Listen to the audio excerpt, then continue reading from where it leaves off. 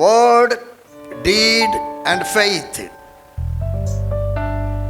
Word, deed and faith. తెలుగులో చెప్తా.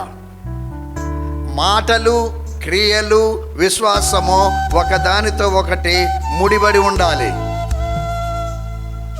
దీనిలో ఏ ఒక్కటి కూడా బలహీనమైపోతే లింక్ తెగిపోతుంది.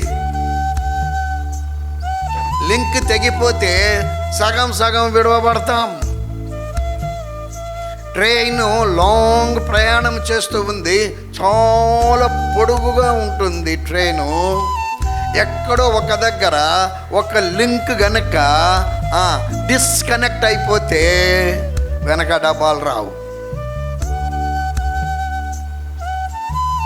ఇక్కడ నేను చెప్పడానికి ప్రయత్నం చేసేది, క్రైస్తవ జీవితములో మనం ఏ మాట నేర్చుకున్నాం, ఏ క్రియ చేస్తూ ఉన్నాం, దేని యందు విశ్వాసం ఉంచుచున్నాం అన్నటువంటిది చాలా ముఖ్యమైనది.